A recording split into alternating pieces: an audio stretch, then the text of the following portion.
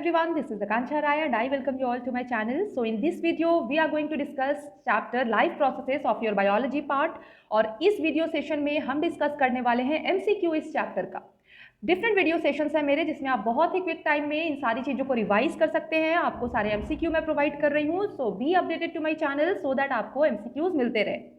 सबसे first question है जो बहुत ही बेसिक क्वेश्चन है, the process by which autotrophs take in substances from the outside and convert them into stored form of energy is known as, so this process is known as photosynthesis. Okay, पता है आप लोगों को photosynthesis का process I know, जिसमें outside surrounding से CO2 and H2O के help से प्लांट अपना फूड प्रिपेयर करते हैं और रिलीज करते हैं byproduct which is oxygen. Okay, moving to next question. So second question, autotrophic organisms convert carbon dioxide and water into carbohydrate in the presence of, this is simply the equation of photosynthesis। आपको photosynthesis का equation बहुत ही properly पता होना चाहिए, उसके basis पे आपके कुछ क्वेश्चंस आराम से सॉल्व हो जाएंगे। तो यहाँ पर first option is sunlight and carbon dioxide. See, आपको पता है कि क्या क्या रॉ मटेरियल्स होते हैं फोटोसिंथेसिस के, तो यहाँ पर आप अपने चॉइस का आंसर नहीं लिख सकते हो, यहाँ पर आपको ऑप्शन स्पेसिफिक होना होगा कि ऑप्शन में क्या क्या दिया हुआ है। अब आप क्वेश्चन देखो कि क्वेश्चन में आपको carbon dioxide and water mention किया गया है, तो कार्बन डाइऑक्साइड और वाटर मेंशन जब किया गया है तो इन दोनों को छोड़ के जो रॉ मटेरियल्स है उन पे आपको फोकस करना है। फाइन, तो सबसे पहले sunlight and carbon dioxide. Carbon dioxide is already mentioned in the question. Let's go for the next option, sunlight and chlorophyll. तो यस, अगर आपको रॉ मटेरियल्स पता है तो ऑब्वियसली आपका आंसर हो जाएगा बी, आई मीन आप चूज कर लोगे बी। नेक्स्ट ऑप्शन भी हम देख लेते हैं, तो it is carbon dioxide and nitrogen, no, and chlorophyll and carbon dioxide, again carbon dioxide जो है ऑप्शन में दिया हुआ है, तो करेक्ट ऑप्शन यहां पर हो जाएगा हमारे लिए चूज करने में, it will be B, sunlight and chlorophyll. Fine, okay, moving to next question. So here we have question number 3, dash are utilized for providing energy to the plants। so energy source क्या है plants के लिए? energy source है plants के लिए carbohydrate. Fine, so carbohydrate यहाँ पर हमारा आंसर हो जाएगा जो एनर्जी प्रोवाइड करते हैं प्लांट को। Okay, moving to next question. During the process of photosynthesis, absorption of light energy is done by, बहुत ही इंपॉर्टेंट क्वेश्चन है आपका फोटोसिंथेसिस का जो स्टेप होता है उसके टर्म के लिए। तो यहाँ पर फोटोसिंथेसिस में जो लाइट एनर्जी का एब्जॉर्प्शन होता है that is done by chlorophyll. इसीलिए जो ये कैपेसिटी होती है फोटोसिंथेसिस की वो प्लांट ही पजेस करते हैं, बिकॉज प्लांट के पास ही क्लोरोफिल पिगमेंट प्रेजेंट होता है, एनिमल्स के पास नहीं होता। अगर हमारे पास भी होता तो हम आराम से लाइट एनर्जी को एब्जॉर्ब करते और फोटोसिंथेसिस प्रोसेस कर पाते, but no no no, animals में this pigment is absent, it is present only in plants. So ये जो है प्लांट को इतना कैपेबल बनाता है कि वो लाइट एनर्जी को एब्जॉर्ब कर पाते हैं। Fine, okay, next question. So here is the question, the green organelle on surface of leaves containing chlorophyll are known as. यहाँ पर ऑर्गेनेल की बात आई है, ऑर्गेनेल के बारे में हमने प्रीवियस क्लास में पढ़ा है, तो वी नो कि कौन सा सेल ऑर्गेनल जो है वो प्लांट को ग्रीन कलर प्रोवाइड करता है due to the presence of chlorophyll. तो जाइलम, नो, जाइलम जो है वो वस्कुलर बंडल है, तो जाइलम नहीं होगा यहाँ पर। एपिडर्मिस, वस्कुलर बंडल हमारा आंसर है यहाँ पर। क्लोरोप्लास्ट जो सेल ऑर्गेनल होता है प्रेजेंट ओनली इन प्लांट्स। ठीक है, okay, moving to next question. The opening and closing of the leaf pore is a function of the, fine, जो पोर प्रेजेंट होते हैं फॉर गैसियस एक्सचेंज प्लांट्स में, वो उनकी जो ओपनिंग एंड क्लोजिंग होती है वो किस रीजन से होती है, किसके काम के कारण होती है, किसके फंक्शन के कारण होती है? तो answer for this is guard cells. आपको स्पेसिफिकली याद रखना है, स्टोमेटा यहाँ पर दिया हुआ है B option.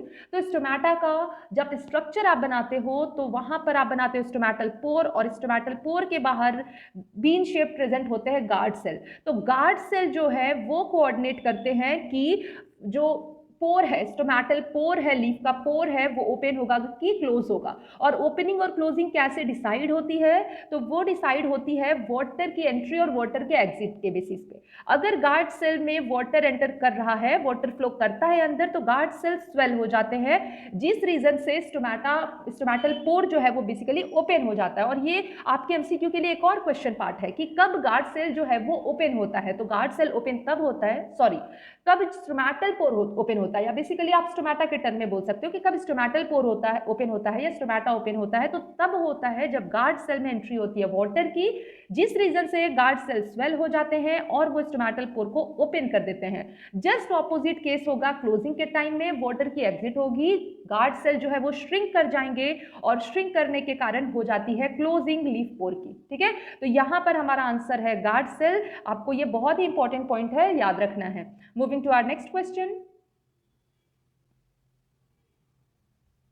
Organisms who break down the food outside their body are, again ये बहुत ही शॉर्ट क्वेश्चन आपको दिख रहा है बट बहुत इंपॉर्टेंट क्वेश्चन है। डिफरेंट फॉर्म्स में, डिफरेंट पैटर्न में क्वेश्चन आ सकता है कि कौन से ऐसे ग्रुप ऑफ ऑर्गेनिजम्स होते हैं जो अपने बॉडी के बाहर फूड को ब्रेक करते हैं। आप अपना एग्जांपल समझो, हम खाना खाते हैं, वो फूड जो है हमारे बॉडी के अंदर जाता है, फाइन। तो ऐसा नहीं होता कि वो जो फूड है उसको हम कुक बाहर कर रहे हैं, that is different thing. But जो कॉम्प्लेक्स फूड हम खा रहे हैं वो बॉडी के अंदर जाने पे, हमें पता है, हमने पूरा न्यूट्रिशन का प्रोसेस पढ़ा हुआ है, तो हमारे बॉडी के अंदर जाने पे वो फूड जो है वो सिंपलर फॉर्म में ब्रेक होता है by the action of different digestive enzymes, fine. लेकिन एक ग्रुप ऐसा होता है ऑर्गेनिजम्स का जो हमने पढ़ा है with in heterotrophic mode of nutrition में। हेट्रोट्रॉफिक मोड ऑफ न्यूट्रिशन में हमने पढ़ा है saprophytic type, fine. Saprophytic type में ऑर्गेनिजम्स क्या करते हैं, वो डेड एंड डिके जो पार्ट होते हैं, फूड होते हैं उस पर फीड करते हैं। ठीक है, वहां पर वो क्या करते हैं, अपना डाइजेस्टिव एंजाइम बाहर सराउंडिंग में ही रिलीज करते हैं फूड पे। अगर ये फूड है तो उस पर क्या करते हैं, डाइजेस्टिव एंजाइम अपना सिक्रीट कर देते हैं। तो डाइजेस्टिव एंजाइम फिर क्या करेंगे, उनका काम क्या होता है, वो बॉडी के अंदर हो या बाहर हो, उनका काम है कि आप कॉम्प्लेक्स फूड को सिंपलर फॉर्म में ब्रेक कर दीजिए। वो बाहर सराउंडिंग में क्या करेंगे, वो जो डेड डिकम्पोज पार्ट फूड का है उसको सिंपलर फॉर्म में वो ब्रेक कर देंगे। और जब ये सिंपलर फॉर्म में ब्रेक हो जाएगा तब मजे से जो ऑर्गेनिजम्स है वो फूड इनटेक कर लेंगे। ठीक है, तो हमें यहाँ पर याद रखना है कि सैप्रोफिटिक मोड में होता है। तो सैप्रोफिटिक मोड में एग्जाम्पल क्या पढ़ा है हमने बुक में, तो इट इज फंजाई। ठीक, फंजाई में आपने एग्जाम्पल पढ़ा होगा मशरूम, ब्रेड मोल्ड। तो आपको ये सारे टर्म याद रखने हैं फॉर दिस क्वेश्चन। एनसीईआरटी में जितने एग्जाम्पल्स हैं ना वो आपको स्पेसिफिकली बहुत ही इंपॉर्टेंट है, याद रखना। क्लियर? Okay, next question.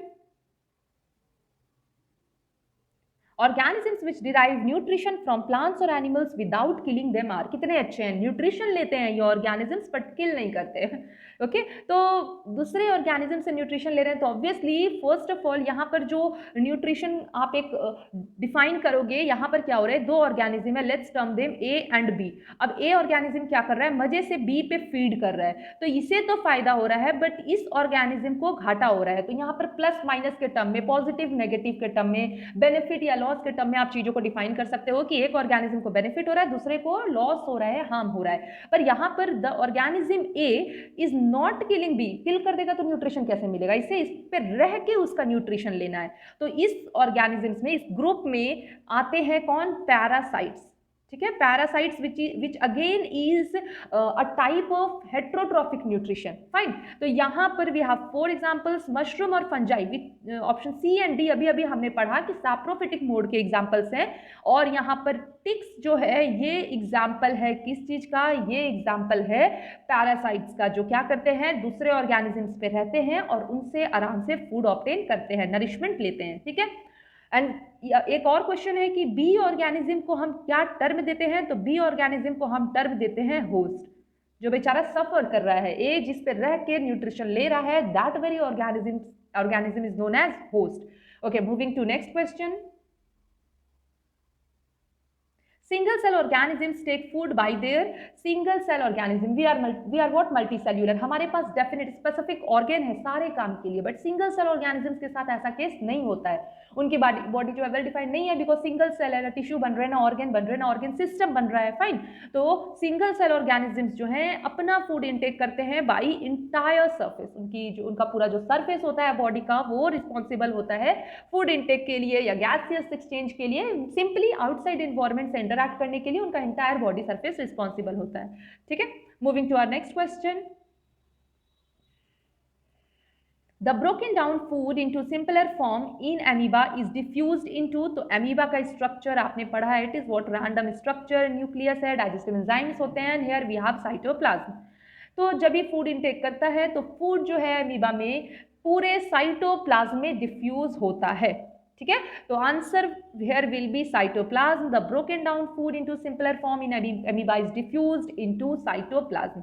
ठीक है, okay, next question. The alimentary canal in human being is extended from, alimentary canal is what, जो हमने न्यूट्रिशन पढ़ा है पूरा process that starts from our mouth, fine, mouth से स्टार्ट होगा एंड ट्रैक्ट की बात करें तो इसोफेगस होगा, then stomach, small intestine, large intestine and anus. तो अगर एलिमेंट्री कैनाल की बात करें कि वो किस पॉइंट से स्टार्ट होता है, किस पॉइंट पे एंड होता है, तो answer for this will be mouth to anus, that is option D, mouth to anus जो है वो एलिमेंट्री कैनाल पूरा कवर करता है। Moving to next question which is the enzyme that break down starch into simpler form is known as, तो कौन सा enzyme जो है वो स्टार्च को ब्रेक कर रहा है, तो सबसे पहले तो हमें पता होना चाहिए कि स्टार्च क्या है। स्टार्च इज कॉम्प्लेक्स कार्बोहाइड्रेट, जैसे ग्लूकोज पढ़ा है हमने, तो glucose is what, simpler carbohydrate, वैसे ही स्टार्च इज कॉम्प्लेक्स कार्बोहाइड्रेट। तो अब यहाँ पर हमें ये पता होना चाहिए कि कार्बोहाइड्रेट को ब्रेक कौन करता है, तो यहाँ पर you have 4 option, salivary amylase, lipase, maltase and trypsin. तो जो सैलिवरी एमाइलेज होता है इसमें you are seeing this term amylase, amylase जहां आपको दिखे वो आप कोरिलेट करोगे कार्बोहाइड्रेट से कि एमाइलेज जो है वो कार्बोहाइड्रेट को ब्रेक करता है। जैसे यहाँ पर you are seeing salivary amylase, जब आप पैनक्रियाज के एंजाइम्स देखोगे तो there you will see pancreatic amylase, तो देयर अगेन वो जो एमाइलेज पार्ट है पैनक्रियाज से जो रिलीज हो रहा है एंजाइम, वो वहां भी कार्बोहाइड्रेट को डाइजेस्ट करता है। तो यहाँ पर भी सैलिवरी एमाइलेज क्या कर रहा है, कार्बोहाइड्रेट को ब्रेक कर रहा है into simpler form. Moving to next question. The digestion in stomach is taken care by the dash which is present in the wall of the stomach. तो क्या केयर करते हैं, मतलब बेसिकली कैसे डाइजेशन होता है स्टमक में, तो it is done by gastric glands, जो क्या करते हैं, गैस्ट्रिक जूसेस सीक्रेट करते हैं, ठीक है, जो स्टमक में फूड को डाइजेस्ट करता है। स्टमक में क्या क्या प्रेजेंट होगा, डाइजेशन के प्रोसेस की बात करें तो वहां प्रेजेंट होता है पेप्सिन, पेप्सिन का क्या काम होता है, इसका काम होता है प्रोटीन डाइजेशन का, ठीक है। नेक्स्ट एचसीएल, एचसीएल क्यों प्रेजेंट होता है, एचसीएल प्रेजेंट होता है पेप्सिन की एक्टिविटी के लिए, ठीक है। पेप्सिन जो है वो नहीं वर्क कर पाएगा, एक्टिवेट नहीं हो पाएगा जब तक एचसीएल मतलब उसको एसिडिक मीडियम नहीं मिले। And next thing which is present is mucus. अब म्यूकस क्या करता है, म्यूकस स्टमक के वॉल को HCl से बचाता है, ठीक है। तो यहाँ पर तीनों चीजें आपस में कोरिलेटेड है। पेप्सिन इज डिमांडिंग कि मुझे एसिडिक मीडियम चाहिए, उसके लिए HCl has its role, HCl जो है वो हार्म कर सकता है स्टमक के वॉल को, इसके लिए वी हैव म्यूकस, ठीक है। तो ये 3 आपको बिल्कुल से याद रखने हैं। सिंपली अगर आपको एमसीक्यू में आता है कि स्टमक में डाइजेशन में कौन से 3 जो मेन थिंग्स प्रेजेंट होते हैं वो क्या है, और ऑप्शन में डिफरेंट चीजें दी हुई हैं, तो आपको ये कॉम्बिनेशन याद रखना है। Moving to our next question. From the mouth the food is taken to the stomach through, mouth से फूड को स्टमक तक ले जाने का काम कौन करता है, तो it is done by, I know आपको ये आंसर बहुत अच्छे से आता है, this is done by oesophagus. Oesophagus का एक इंपॉर्टेंट फीचर है कि ये शो करता है पेरिस्टालिटिक मूवमेंट या पेरिस्टालिसिस, ठीक है। तो आपको ये दोनों चीजें याद रखनी है, ईसोफेगस का मूवमेंट और माउथ से स्टमक तक फूड को ले जाने का काम कौन करता है, it is done by oesophagus. Moving to next question. Hydrochloric acid facilitates the action of, HCl किसकी एक्टिविटी को फैसिलिटेट करता है। अभी अभी हमने लास्ट क्वेश्चन नहीं, लास्ट के पहले के 1-2 क्वेश्चन पहले हमने डिस्कस किया कि HCl का रोल क्या होता है स्टमक में, एसिडिक मीडियम प्रोवाइड करना। Why what is the need of that acidic medium, वो पेप्सिन की एक्टिविटी को बेसिकली एक्टिवेट करता है कि एक्टिवेट हो जाओ, तुमको प्रोटीन को डाइजेस्ट करना है। तो got this thing, okay. Moving to next question. So the longest part of the alimentary canal in human body is small intestine, ठीक है। लार्ज इंटेस्टाइन लार्ज है, बट अगर हम लेंथ वाइज बात करें, लॉन्गेस्ट की बात करें, तो हमारा आंसर हो जाएगा स्मॉल इंटेस्टाइन, ठीक है। मूव करते हैं नेक्स्ट क्वेश्चन में के लिए। The food coming from the stomach is, अभी ये सारे क्वेश्चन इंटर रिलेटेड है। कैसे, अभी हमने बात की कि स्टमक में क्या प्रेजेंट है, स्टमक में प्रेजेंट है HCl, और HCl कौन सा मीडियम प्रोवाइड करेगा, आप जानते हो HCl जो है वो एसिडिक मीडियम प्रोवाइड करेगा। तो जो फूड स्टमक से बाहर आ रहा है obviously it will B of acidic medium, तो हमारा आंसर यहाँ पर हो जाएगा एसिडिक मीडियम, ठीक है। Moving to next question. Okay, the inner lining of the dash has numerous finger-like projections called villi, which increase the surface area for absorption. कौन सा organ जो है एलिमेंट्री कैनाल में वो कंटेन करता है विलाई स्ट्रक्चर? विलाई क्या है? फिंगर लाइक प्रोजेक्शन क्यों है?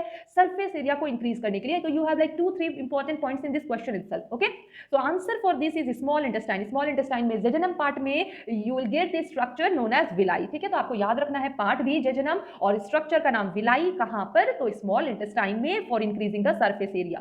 Okay, moving to next question. The respiratory route of air in the respiratory tract of human is. तो यहाँ पर you have 4 options. तो आपको clear होना चाहिए. एलिमेंट्री कैनाल की बात हो तो एलिमेंट्री कैनाल, अगर रेस्पिरेटरी रूट की बात हो तो इसके लिए भी कि रूट एग्जैक्टली क्या होता है. तो let's go with the option. सबसे फर्स्ट ऑप्शन है नॉस्ट्रिल. नॉस्ट्रिल के बाद pharynx, then larynx, trachea, alveoli. अब आपको अगर याद है उसका पूरा स्ट्रक्चर जो हम नॉस्ट्रिल से स्टार्ट करते हैं एल्व्यूलाई तक के लिए, तो आप बिल्कुल यहाँ पर सारे ऑप्शंस देख के चीजों को समझ सकते हो. यहां पर फिलहाल ऑप्शन बी देखें तो it is starting with alveoli. तो आई होप आप एकदम से क्लियर कर सकते हो कि एल्व्यूलाई से नहीं स्टार्ट होता. हम जो एयर इनटेक कर रहे हैं वो नोज से ही करते हैं. तो यहां पर तो ये आंसर गलत हो गया. थर्ड ऑप्शन में भी एल्व्यूलाई से स्टार्ट हो रहा है. It is again wrong. Next में नॉस्ट्रिल, ट्रैकिया, फैरिंग्स. ट्रैकिया जो है वो पाइप है, वो लैरिंग्स के बाद आता है. तो correct option is A. Nostril के बाद फैरिंग्स जो कॉमन है, कॉमन पैसेज है फूड और एयर के लिए. उसके बाद लैरिंग्स आता है which is also known as voice box. Important है, याद रखिएगा आप.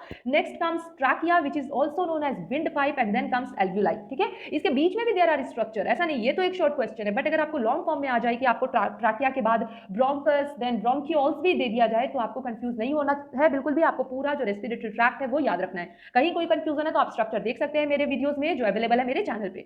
Okay, moving to next question, which is dash help in preventing the collapse of air passes during breathing. तो हमने पढ़ा है रेस्पिरेटरी ट्रैक्ट का पूरा स्ट्रक्चर. वहां पर we have studied about this structure which is trachea. ठीक है, जिसको हम विंड पाइप भी कहते हैं. तो वहां पर आप स्ट्रक्चर देखोगे तो यू विल सी कि जो ट्रैकिया है उसमें रिंग लाइक स्ट्रक्चर प्रेजेंट होते हैं. These rings are what? Rings of cartilage. Cartilage के बने होते हैं. क्यों प्रेजेंट होते हैं? क्या मन करता है इनको प्रेजेंट होने का?